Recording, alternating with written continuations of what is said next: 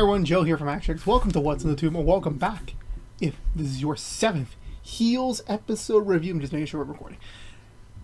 It's been 2 weeks. I missed the show a lot. I really did. I still find it weird that they decided not to take off for the Emmys night, but they take off a week afterward. I'm not entirely sure why they did that. I'm not gonna mess with it because Starz is it's a whole new beast for me, so I'm not even gonna bother into the specifics of it. But this week, Heels enters his penultimate episode with kind of like they're definitely saving a lot, and I swear to God, this they just are setting everything up for a heat. This episode was mainly the finale setup. I think of all the Heels episodes, I think you could describe this to be as the lowest, not because it's bad or anything. It's mostly because it's meant to set up stuff. Like, you're getting hints and flavors of certain developments and character moments and where things might end up. But at the same time, they're still doing another, episode. Like, we're continuing the story, but we're getting a lot of setup here, and hopefully the finale is going to pay off in a very big way when we come back next week. So we'll see how this goes. But honestly, I will say this episode delivers, I think, the best line in the entire history I've been doing What's in the Tube. 247 episodes in. No, 247 episodes in. And this is probably they put in the best line I've ever heard in the history of television, which I will get to soon enough. So let's go for the Butcher recap and talk about this week's episode of Heels. We begin with another flashback fake out where you assume it's present day, but no, you see Jack Space. It seems like Jack Space just popping up in the second half of the story. Like, we're getting more smaller hints about him since his suicidal moment in the premiere of the 4th episode. It's been so long already. It's already been a month. This week's so jam-packed, so I'm not surprised I'm not remembering them well. Jack and Tom are having an argument about the DWL and where things are going, mainly because Jack is kind of beginning to plant seeds in Ace's head that, like, maybe he could go into wrestling at the DWL very soon, but Tom is still set on, like, no, Ace is the ticket out of Duffy. He's going to make it big as a football player, so we cannot deter him from the strategy. But Jack is feeling a little bit more like, no, Ace is definitely not going to put in the work. He's definitely not going to get that far of it. And they're having this, like, discussion. Like, Tom is the old-fashioned father who believes his son is the ticket out of their small-town life overall. Ace will make a lot of money, and then they'll all get out of Duffy and, start fresh somewhere. Jack is more of a realist. They're like, well, he doesn't really have much skills to get to that point, and there's only so far he could take his very limited abilities, so why not get him on the path to being a wrestler? He has the talent, the charisma, the looks that he could potentially be an asset for the DWL, but Tom doesn't see it like that. They pull over so Tom can use the bathroom. You know what that means.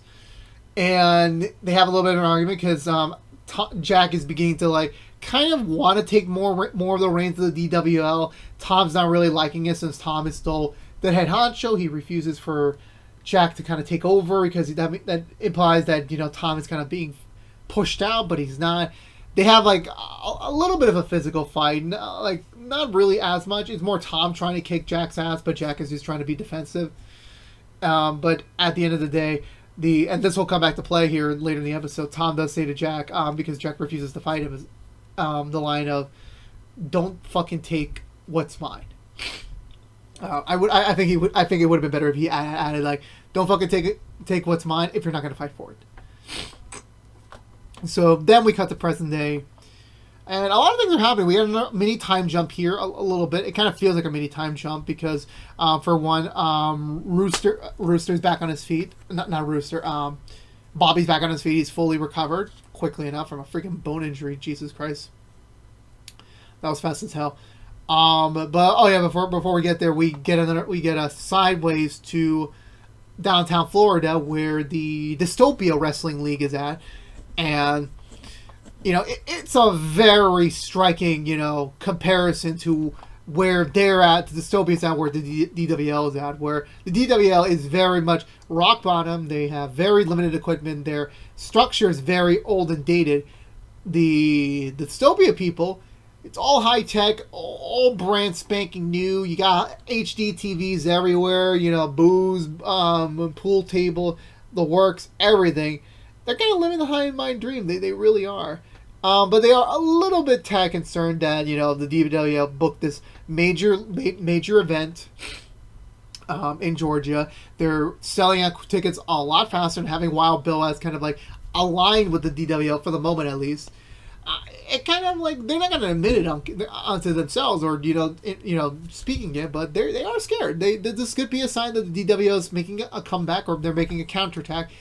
They don't like it, so they decide to kind of like pay a little bit of like a bait game. So they literally take a helicopter all the way down to Georgia, which honestly I'm actually quite surprised how close Georgia and Florida are in terms of distance. I wasn't aware. They're not that far away from each other.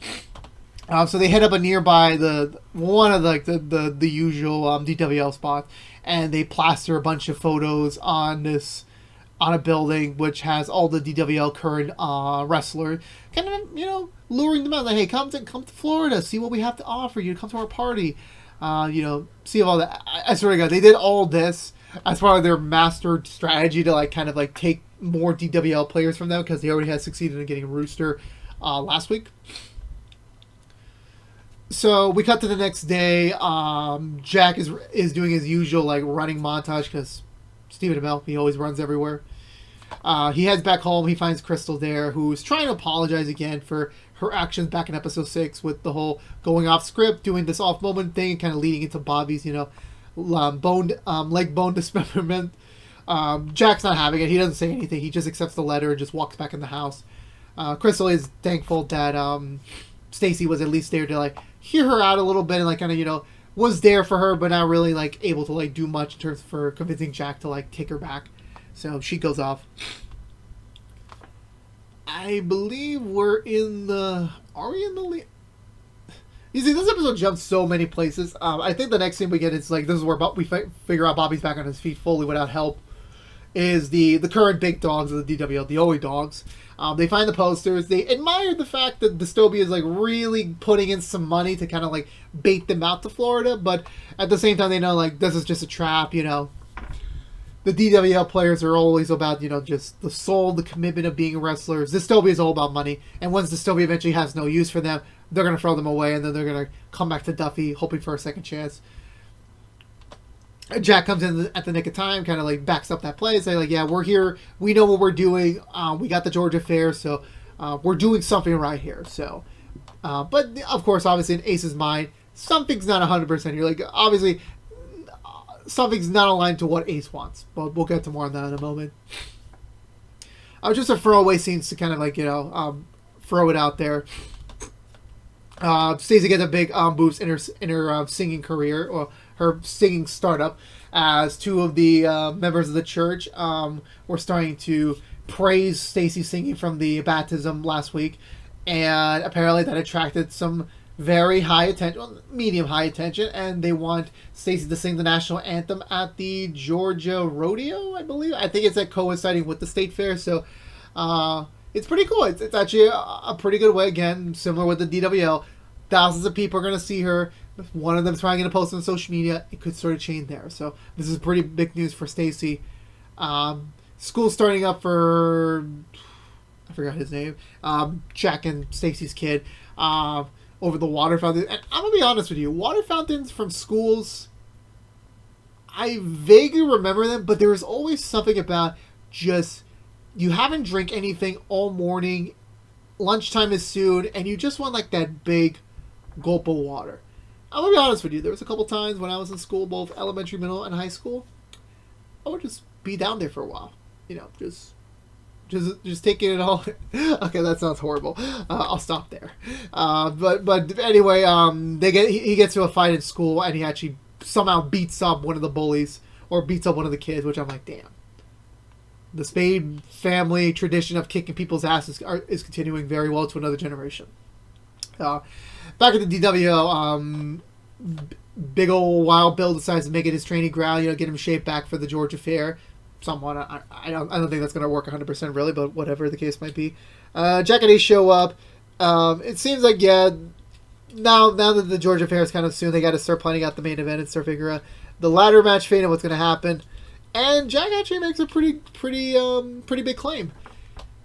He's not going to win the belt again. He's going to actually give it up.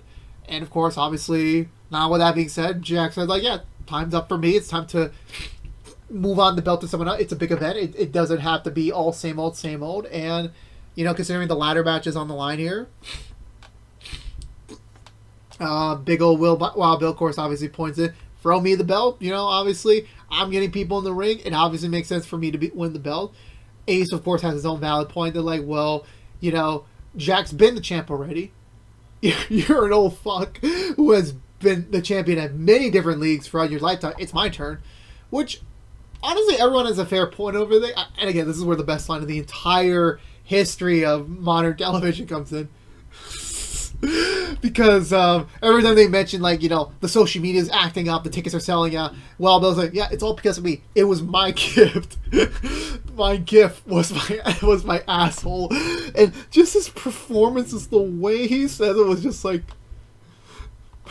my gift was my asshole. I've heard like many different variations of this. I heard like, my presence is the present, or just something along the line. But like the ways that like, my gift is my asshole. And this could just be me like having a very weird sense of humor, but like that made me laugh, cry for a good minute. That was honestly pretty well done, freaking well done. But it's not decided yet. But Jack, like the main thing to go into this is that Jack wants this to be a collaborative effort throughout all the wrestlers to kind of see what is the best result that is going to make the most fans happy and that's going to make all the wrestlers happy with the decision. Obviously, of course, impasse here between Ace being the champ and Wild Bill being the champ is definitely going to still be something that they have to figure out. But of course, obviously, since Jack didn't specifically say in the moment Ace is going to be champ, Ace is just not thinking straight right here in this moment. I believe Jack gets called away to take care of his son's business. He and Stacy are, you know, obviously disappointed in him, but also he brings up the fact that, hey, a couple weeks ago, Dad beat up Uncle Ace in the middle of the hospital because of what he did to Bobby, and Stacy condemns Jack because of it, because again, Jack, you know, is a very violent person. That's kind of his response to mostly anything when it comes to male-to-male conflict, but you know, Jack said like he had to put Ace in his place because that was the only one he was going to get for his head, which honestly that is kind of true. I'm not really going to ignore that fact for a second. Also going on the DWL because Bobby's out. They had the wrestler from the earlier in the season drop out, and Rooster's also gone. They need more bodies. They need more wrestlers to kind of like fill in the spaces here. So they have an open tryouts for, you know, new DWL wrestlers to come into the fold. You got a bunch of new faces around, and you also got Crystal, because Crystal's no longer a valet. She's no longer kind of like any serviceable to what Jack needs to do for the story, so she's kind of like been outs by the DWL, but she's there to like audition, make her mark as now a wrestler. So she's there to prove her mark. Also, yeah, this episode does confirm Bobby does have feelings for Crystal. Duh. But of course, Bobby says the old Joe statement like, not now. That's not the time. Honestly, the amount of times I said that growing up was just hilarious. The fact that the time's not now. Like, one of the wrestlers says his bet, like, just drop your balls and ask her. And I'm just like, I swear to God, someone should have said that advice to me back years ago. I mean, I'm pretty sure nothing in my life would have changed overall, but like, I would have had more balls. Actually, that sounds pretty wrong. Let's move on. Let's move on before I lose myself here. Where do we go from here? So the tryouts happen. Crystal's doing pretty well, but however, Wild Bill comes in to kind of like really weed out the newbies. Crystal again stands out above the rest, actually really holding her own against Wild Bill, even though this is kind of like a training exhibition match. And yeah, because of those results, she takes them over to Jack. One of the wrestlers called the Dad apparently wins the selection overall, but Jack's like, okay, come on, there's got to be someone else that showed up that like honestly does have potential here. And Willie does admit, yes, there was someone else, Crystal. She does very well, but again, because of her recent actions and current status, it doesn't service them at all at this, so they decline her offer. Willie actually just goes over to her trailer and just tells her that, sorry, you didn't get the job, so you're not a wrestler with us, so that kind of really bums her out. Also, Ace has enough of everything. He also gets a video from Rooster on his new big life in Florida at this big mansion party. So Ace decides, he says, fuck it. He decides to drive out all the way to Florida to go check out this party, actually take down the party itself. But he gets mesmerized by the whole, like, the party life, you know, actually booze everywhere, girls everywhere, wrestlers everywhere. Everyone's just having a really good old time. And everyone's just, like, luring him. So, like, come to us. Come to us. It's much better over here. And he actually does get fall a little bit hook, line, and sinker eventually. Because the leader of the Dystopia pulls him away to his private office, saying that, like, yeah, you know, sure, the DW's got something. You got a couple of old fogies and, like, you know, brothers who hate each other. Okay, that's a cute angle. That's a cute draw. But we're really raking in the money here. We're really bringing in the crowds here. And you would be a valuable asset. But, you know, you don't have to say anything now. Just have fun. Do my drugs. Drink my beer. And, you know, have a little fun tonight. See where your head's at tomorrow morning. And also, I sort of, his daughter walks in for a minute. It's like, I swear to God, if we get a scene where Ace just does his daughter just to screw with him, that would be hilarious. We didn't get that scene, sadly, but regardless, that would be something that Ace would do. But yeah, we don't get to see it, but Ace does definitely have, like, a whole wild amount of fun. He ends up sleeping with one of the ladies there, who eventually just becomes his hookup for the entire stay in Florida. And he does get a window over to, like, actually join the Dystopia because of just having tasted that lifestyle probably corrupted him, because it was more in lines of what he wanted to do. And, you know, this definitely seems like something he really wanted to do. So, sadly, he got lured over to the dark side over here. I'm trying to think if we get any other scenes between now and then. I know Willie does blow up a little bit at her house because she's just getting fed up with everything that's going on between her house life and Wild Bill and the George affair and Jack's stubbornness and just every little thing that's going on. She kind of just has enough of it. She blows up at her daughter about just the smallest, minute thing of just not washing the dishes.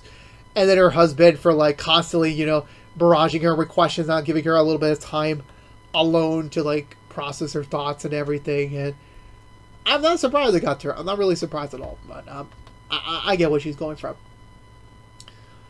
I want to say we head to... I think that's the last we see of Willie at all throughout this episode. I think we're in the next day. I'm trying to remember where the heck... there's something I missed. There's definitely something I missed from between now and then. I'm just really blanking. I know there's a scene where Jack is in the car. He's just getting overwhelmed with, like, his real job and the upcoming George affair and just dealing with Wild Bill and, you know, figuring out what the story is for the main event. He just stays in his car and he just says fuck. And it might be the best fuck that Stephen Amell has ever performed on camera ever, in my opinion. I'll give it that there. I'm trying to think, where else did we go from here? Like, I'm pretty sure there was something else that happened, but I'm really blanking for words here. So if I do forget something, I apologize, because the next thing I remember is we're at the Dystopia. It's showtime. It's a big old crowd, like freaking bloody ass wrestling. I'm really hoping that's fake blood. I'm pretty sure that's fake blood, but, like, Jesus Christ, this is too much. It really is. Everyone's having a great old time. Ace is just, you know, constantly making out with his new valet. He even is about to head into the dressing room so he can, you know, have sex with her again. But he needs a moment. He decides to call Crystal up. They gotta tell her the good news that he's joining Dystopia. He's leaving Duffy, and he wants her to come along to, you know, resume their partner in crime type BS. You know, Crystal doesn't accept it because she just seeing for FaceTime just the chaos, the functionality of this league's, you know, behind the scenes nature it's not quite healthy. It really isn't. But Crystal sees everything that's going through. She hangs up on Ace and she immediately heads over to Jack's house to let him know that, hey, Ace is about to join Dystopia. So I don't know what you want to do, but, like, you're about to lose your brother, like, maybe forever. So you might want to head down there and, like, you know, get that shit sorted out. So he does. He tells Stacey about it, and she immediately laughs it off. You know, kind of like, oh, I thought Ace was in trouble or something. That's fine. This is a career opportunity for him. But Jack doesn't see it like that. He sees it more along the lines like, this is a mistake. He's going to make a mistake. I need to get down there and pull him out of it. But Stacey does make a valid point, like, why do you need to pull him out of it? Like, what is so wrong with him joining another league? And Jack doesn't really give her a straightforward, direct answer. He just said he has to go and get him and, leaves them behind so he can go get her. But a key thing that Stacy mentioned earlier this episode was that I think it was the week after episode 3 around there, like there was just a bunch of, Kleenex packet thrown at Ace, and it was just kind of weird. Like, why would someone just throw a ton of Kleenex packets specifically at Ace? It was kind of weird. I mean, obviously, I know it was a joke on what he did with the crying thing in episode 1. Oh. Okay. Tea's refreshing. I forgot where I was going to go with that statement. So, she takes the Kleenex packet. She heads over to her workplace. Apparently, Jack stupidly ordered from the same supermarket she works at now, which clearly points out in bold text 200 units of Kleenex travel size packets were bought by the DWL and picked up by Jack Spade. So Stacey's just like incredibly pissed right now that not only does he want to ruin his brother's career, but he also is purposely making his brother's career even worse. So it's not gonna sit well with anyone when he eventually gets home. Also, yeah, I forgot to mention at Dystopia, Rooster already wins the championship belt. Like, already? Damn, that was like really quick for no reason. Ace is in the waiting room, like kind of like waiting for to make his big debut as now a Dystopia wrestler. The main honcho tells him like, hey dude, welcome aboard, get this new fancy jacket, and by next week the championship belt's gonna go right alongside with you. But Ace is already like questioning, like, wait, I just joined here. I mean, Rooster just got the belt. Wouldn't it make sense for Rooster to keep the reign going a little longer than having me come in eventually down the line? And the honcho's like, look, Rooster's is a bait. Like, I'm just using him for now, and then you're the big kahuna. You're gonna be the big champ. Which I'm kind of like, this is sleazy as hell. Like, Jack was right. This guy's sleazy as hell. But again, Jack's also kind of wrong because the methods he's using is kind of not the best as well. So Jack shows up at the Dystopia League. The head honcho is immediately about to play a little bit of a wing and oh, we have a special guest tonight. It's a big old timer from up in Georgia. Setting up for Ace's debut. But then secretly kind of like Batman, just sneaking behind him. You just see Jack climb over the ring, stand up behind the head honcho, and he's just he's hiding him. He's like, oh shit. And Jack immediately kicks his ass. In 3 punches, he's already out. And echoing to what Tom said at the start of this episode, don't take my shit. Or don't come for my shit. And the guy's just dumbfounded. It's like, the fuck just happened? This was not part of the plan at all. Ace is just watching from a distance, just we don't even know what his reaction is. He angry? Is he happy? Is he relieved? We don't freaking know. And that was, again, a shout out to Alexander. I forgot his last name. I apologize. The actor who played Ace. Shout out to him. That last facial shot he had sold the ending for this episode because you don't know. You just don't know what Ace's reaction is going to be. We just don't know 100% yet.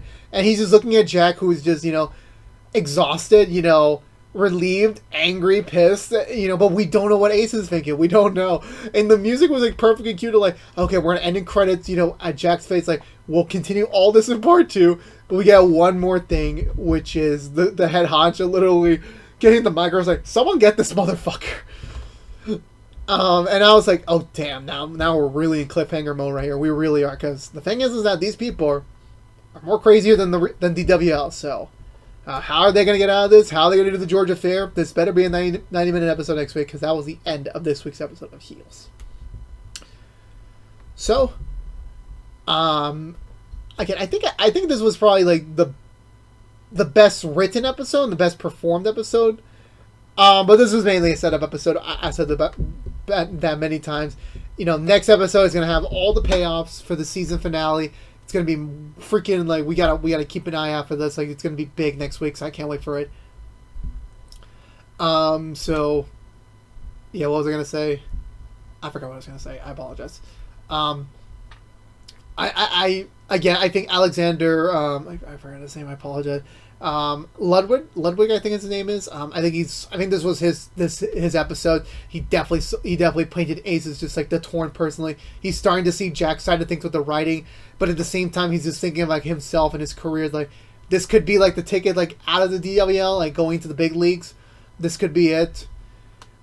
Crystal getting thrown another hardship on top of everything else. Definitely is not helping her out with her enthusiasm, but thankfully everything else going on kind of keeps her uplifted and needed a little bit. Jack and Stacey are probably not going to make it out next week alive, not going to lie. Like, I think Stacey's just, like, so fed up with Jack's BS that, like, unless Jack is going to go do a complete 180 next week, or a complete 90 or whatever the case might be, I don't think there's any salvaging. But we'll see how that goes. And yeah, next week the big old finale, and also I forgot to mention big old Bill, Wild Bill's freaking statement of like, I can show you my asshole if you want. Like, no more. I seen your hairy ass. I seen your hairy dick. I don't want to see any more of you. Like, man, like I've seen enough of that. I'm not going there anymore. We're gonna wrap it up there anymore. So let me know in the comments below, what did you think of this week's episode of Heels? Did you love it? Did you hate it? Let me know in the comments. I'm always down below.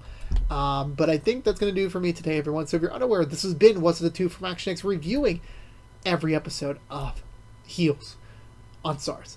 If you want to know what we're doing normally on What's the Two besides our Heels episode reviews, we're currently doing DC Stargirl Season 2 episode reviews each and every Wednesday morning after a brand new episode on Tuesday nights on the CW, or free the next day on the CW app. We are also doing Doom Patrol Season 3 episode reviews each and every Friday mornings after brand new on Thursdays on HBO Max. And this Saturday morning, we're starting up our Nancy Drew Season 3 episode reviews that are airing on the CW each and every Friday nights, and then free the next day on the CW app. And also, we're doing the Rookie Season 4 episode reviews each and every Monday mornings, normally after a brand new episode on Sunday nights on ABC. I glitched out over there. Or next day on Hulu. However, because next week is the big old Heels finale, I decided right now, we're going to swip it up. Because Heels was always on Monday, our reviews. Then Rookie started up, so we pumped them over to Tuesdays. But they're going to go back on Tuesdays. But since it's a season finale, you really want to go big, you really want to go home, you want to start with the iron side, so we're going to switch it up. So next week, Heels will return for the last time on its Monday time slot on Monday mornings for the Season 1 finale. I'll go back to Tuesday once we get the Season 1 review and Season 2 predictions on the roll here. So the Rookie's getting pumped over to Tuesday, which I think will be better for next week. So that'll be awesome. You don't have to wait long for my opinion on it. Also next week, just like a casual throwaway, I'll talk more about this as we go along with this week and into next week. We're doing another First Impressions, which you're unaware, First Impressions is our sub-series on What's the Two, where we're talking about brand new shows premiering their first episode or episodes, depending on what platform you're watching, for the first time. And normally that's meant to be the pilot for probably a brand new review series that we're uncertain if we want to do. So next week will be for Chucky on Sci-Fi.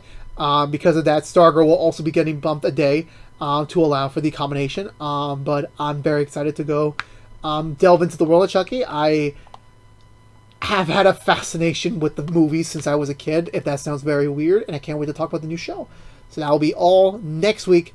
So we got a big old week to continue on the big old month. But again, if you're unaware, this has been What's the Two from ActionX.